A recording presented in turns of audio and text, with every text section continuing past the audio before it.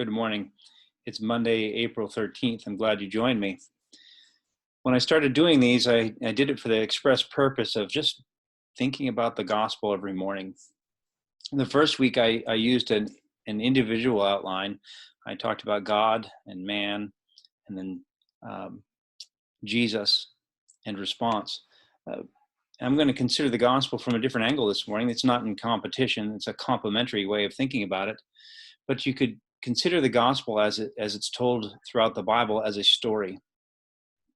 There we have in that story, the basic large outline is that there's creation, and then a fall and an exile, cast out.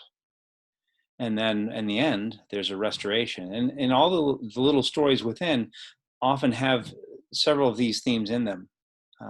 The fall and exile happens again and again. And oftentimes we see a repetition of restoration, being sent away into exile into Egypt and then coming back out and receiving the land that God had promised. So we're going to consider that from this angle. I'm going to go all the way back to Genesis again.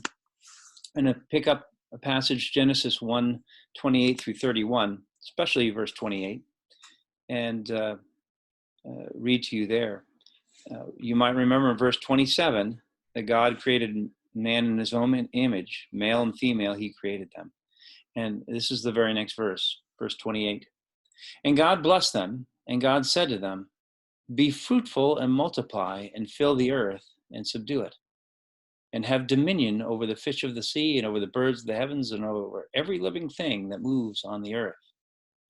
He goes on to tell them that he's provided food, every green plant, every fruit with seed, and everything that he created was very good. This idea of being fruitful and multiplying shows that God, from the beginning, created us to be a people, his people, to be fruitful and multiply, to be many people, and also to have a place, to fill the earth and subdue it. And what did that subdue look like? Well, we know from the second chapter that he placed Adam and Eve in a garden to give them a start. So the subduing of the whole earth would be making the whole earth like a garden. This was not some fearful, terrorizing rule. This was a willing submission to a good king. God was sharing his goodness. He had created and ordered the world, and his creation and order was very good. And he created us to be like him and to participate in that spreading of his glory, spreading of his order, spreading of the garden, so that there would be a rich place for his people to live, and that there would be many people to live in that place, a people and a place.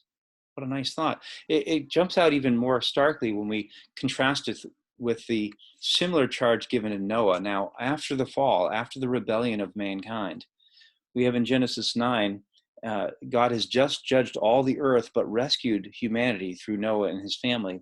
And he gives this charge to Noah, Genesis 9:1. And God blessed Noah and his sons and said to them, be fruitful and multiply and fill the earth. Same charge, but no subdue it. You notice the lack of that. But he goes on to say in verse 2, the fear of you and the dread of you shall be upon every beast.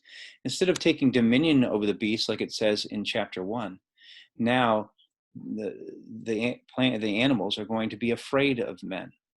And so there's a different tone to everything, because now man has become dangerous. And he goes on to say, down in verse 4, excuse me, no, it was right. Verse 5. And for your lifeblood, I will require a reckoning. From every beast, I will require it, and from every man. From his fellow man, I will require a reckoning for the life of man. Whoever sheds the blood of man, by man shall his blood be shed. For God made man in his own image. And you, be fruitful and multiply, increase greatly on the earth and multiply in it. So you have the charge to multiply and fill the earth, but without the happy submission to the king. That's just lacking. They're going to fill it, and there's going to be fear among the animals. In fact, fear from one another. There's a charge here that Anyone who murders another person is now going to be required, his blood is going to be required uh, in answering to that. So it's a fearful place. And the rule of men now in rebellion is a rule of fear, not spreading the happy rule, the happy kingdom of the one true King, the living God who created us, to share in his goodness, to spread his garden across the planet.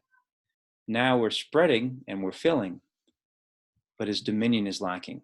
That doesn't return until our Lord Jesus Christ returns, or enters the scene, I should say. It is only now as Christians that we are spreading God's rule again, willing rule, a happy rule, a willing submission to the King. And notice how Jesus accomplished that by being obedient to his Father unto death. He conquered by submitting to the true King. He conquered by willingly submitting to his Father on our behalf, now taking our wrath, to be sure, but also fulfilling all righteousness, all goodness, being obedient right to the very end.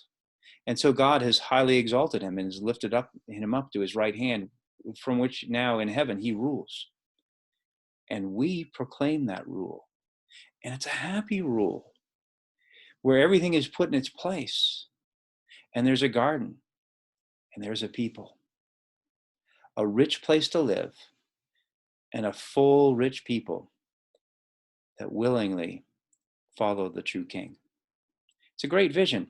That's the advantage of looking at the gospel from this vantage point. If you're talking about the individual salvation, God, man, sin, Jesus, restoration, that's helpful to show our need for salvation and how we get saved. But when we look at the story of the gospel, we know why we're saved. Because God had always made for himself a people. And he always intended to have a beautiful place for us to live and for us to participate in the building of that place. That lies now before us in the new heavens and the new earth. That is why we have been rescued. May God bless you and keep you.